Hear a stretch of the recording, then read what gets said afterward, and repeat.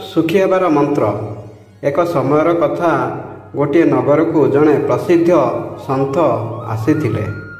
ଲୋକମାନେ ବହୁତ ଦୂରରୁ ତାଙ୍କୁ ଦର୍ଶନ କରିବାକୁ ଆସିଥିଲେ। ଗୋଟିଏ ଜିଜ୍ଞାସୁ ଯୁବକ ଗୁରୁଦେବଙ୍କ ପାଖକୁ ଆସି କହିଲେ, ଗୁରୁଦେବ, ମୋତେ ସୁଖୀ ହେବାର ମନ୍ତ୍ର କୁହନ୍ତୁ, ଯାହାଫଳରେ ମୁଁ ଜୀବନରେ ସବୁବେଳେ ସୁଖରେ ରହିପାରିବି। ସନ୍ଥ ହସି ହସି କହିଲେ, ପୁଅ, ମୁଁ ତୋତେ ସୁଖୀ ହେବାର ମନ୍ତ୍ର ଦେବି, କିନ୍ତୁ ତା ପୂର୍ବରୁ ତୋତେ ଗୋଟିଏ କାମ କରିବାକୁ ପଡ଼ିବ। ତୁ ଏହି ନଗରରେ ଗୋଟିଏ ସୁଖୀ ମଣିଷଙ୍କ କୁର୍ତ୍ତା ନେଇ ଆସ। ଯୁବକ ଭାବିଲା, ଏହା ତ କେତେ ସହଜ କାମ। ନଗରରେ ଏତେ ଧନୀ ଏବଂ ପ୍ରତିଷ୍ଠିତ ଲୋକ ଅଛନ୍ତି, ନିଶ୍ଚୟ ତାଙ୍କ ମଧ୍ୟରୁ କେହି ନା କେହି ସୁଖୀ ରହିଥିବେ। ସେ ସର୍ବପ୍ରଥମେ ନଗରର ସେଠଙ୍କ ଘରକୁ ଗଲା। କହିଲା, ମହୋଦୟ, ଆପଣ ବହୁତ ସୁଖୀ ଲାଗୁଛନ୍ତି। ମୋର ଗୁରୁଦେବ ମୋତେ କହିଛନ୍ତି ଯେ ମୁଁ ଯଦି ଗୋଟିଏ ସୁଖୀ ମଣିଷଙ୍କ କୁର୍ତ୍ତା ନେଇଯାଇ ପାରିଲେ ସେ ମୋତେ ସୁଖୀ ହେବାର ମନ୍ତ୍ର ଦେବେ। ଆପଣଙ୍କୁ ଦେଖି ଲାଗୁଛି ଆପଣ ବହୁତ ସୁଖୀ, ତେଣୁ ଦୟାକରି ଆପଣଙ୍କ କୁର୍ତ୍ତା ମୋତେ ଦିଅନ୍ତୁ। ସେଠ ହସି କହିଲେ, ପୁଅ, ମୋର କୁର୍ତ୍ତା ନେଲେ ତୁ ସୁଖୀ ହେବୁ ନାହିଁ। ମୋର ଧନ ଅଛି, ଜମି ବି ଅଛି, କିନ୍ତୁ ମୋର ପୁଅ ମୋ ସହିତ କଥା ହୁଏ ନାହିଁ, ମୋତେ ଅସମ୍ମାନ କରେ। ଏମିତି ଅଶାନ୍ତିରେ ମୁଁ କିପରି ସୁଖୀ ହେବି? ଯୁବକ ବୁଝିଗଲା, ଏହି ସେଠ ମଧ୍ୟ ସୁଖୀ ନୁହେଁ।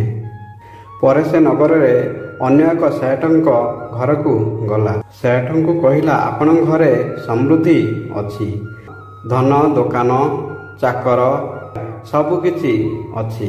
ଆପଣ ନିଶ୍ଚୟ ଜଣେ ସୁଖୀ ବ୍ୟକ୍ତି। ଆପଣଙ୍କ କୁର୍ତ୍ତା ମୋତେ ଦିଅନ୍ତୁ। ସେଠ କହିଲେ, ପୁଅ, ମୋର ଘରେ ଧନ ଅଛି, କିନ୍ତୁ ଶାନ୍ତି ନାହିଁ। ମୋର ଘରେ ପତ୍ନୀ ସବୁବେଳେ ମୋ ସହିତ ଝଗଡ଼ା କରେ, ସେଥିପାଇଁ ମୁଁ ମଧ୍ୟ ସୁଖୀ ନୁହେଁ। ଯୁବକ ଆଉ ଗୋଟିଏ ମଣିଷଙ୍କ ପାଖକୁ ଗଲା। ସେ ଦେଖିଲା ଜଣେ ସାଧାରଣ ଗ୍ରାମବାସୀ, ଯିଏ ଦେଖିବାକୁ ସରଳ ଏବଂ ସନ୍ତୁଷ୍ଟ ଲାଗୁଥିଲେ। ଯୁବକଟି ତାଙ୍କୁ କହିଲା, ଭାଇ, ତୁମେ ମୋତେ ତୁମର କୁର୍ତ୍ତା ଦିଅ।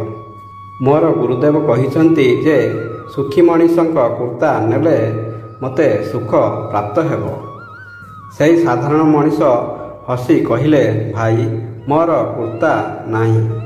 ମୁଁ ତ ଏକ ସନ୍ତୁଷ୍ଟ ଭିକ୍ଷୁକ। ମୋତେ ଯେତେବେଳେ କିଛି ମିଳେ ସେଥିରେ ମୁଁ ଖୁସି ରହେ। ମୋ ପାଖରେ ଅଭାବ ଅଛି, କିନ୍ତୁ ମୋ ମନରେ ସନ୍ତୋଷ ଅଛି। ଏଥିରେ ମୁଁ ସୁଖ ଅନୁଭବ କରେ। ଯୁବକ ଆଶ୍ଚର୍ଯ୍ୟ ହୋଇଗଲା ଯେ ସେ ନଗର ସାରା ବୁଲି ଗୋଟିଏ ମଧ୍ୟ ସୁଖୀ ମଣିଷଙ୍କ କୁର୍ତ୍ତା ତାକୁ ମିଳିଲା ନାହିଁ। ଶେଷରେ ସେ ଗୁରୁଙ୍କ ପାଖକୁ ଫେରିଆସି କହିଲା, ଗୁରୁଦେବ, ମୁଁ କୁର୍ତ୍ତା ନେଇ ଆସିପାରିଲି ନାହିଁ, କିନ୍ତୁ ସୁଖୀ ହେବାର ମନ୍ତ୍ର ପାଇଗଲି। ମୁଁ ଦେଖିଲି ଯେ ସମସ୍ତେ ଏଠାରେ ଦୁଃଖୀ ଅଛନ୍ତି। ସୁଖୀ ସେହି ମଣିଷ ଯାହାର ମନରେ ସନ୍ତୋଷ ଅଛି। ହସି କହିଲେ, ପୁଅ, ତୁ ଠିକ୍ କହିଲୁ। ସୁଖ ଧନରେ ନୁହେଁ, ମନରେ ଥାଏ। ଗୁରୁଙ୍କ ଉପଦେଶ। ଅଭାବ ଦିଗକୁ ନୁହେଁ, ସଦ୍ଭାବ ଦିଗକୁ ଦେଖ। ମଣିଷ ସେତେବେଳେ ଦୁଃଖୀ ହୁଏ ଯେତେବେଳେ ସେ ଅନ୍ୟଙ୍କ ପାଖରେ ଥିବା ବସ୍ତୁକୁ ଦେଖି ନିଜ ଅଭାବରେ ଦୁଃଖିତ ହୁଏ। ଯାହା ତୁମ ପାଖରେ ଅଛି ତାହାକୁ ମୂଲ୍ୟ ଦିଅନ୍ତୁ, ସେଥିରେ ସନ୍ତୋଷ ଜନ୍ମ ନେଇଥାଏ। ଯେଉଁ ବ୍ୟକ୍ତି ନିଜ ଅବସ୍ଥାରେ ସନ୍ତୁଷ୍ଟ ରହେ ସେ ହିଁ ସତ୍ୟ ସୁଖୀ।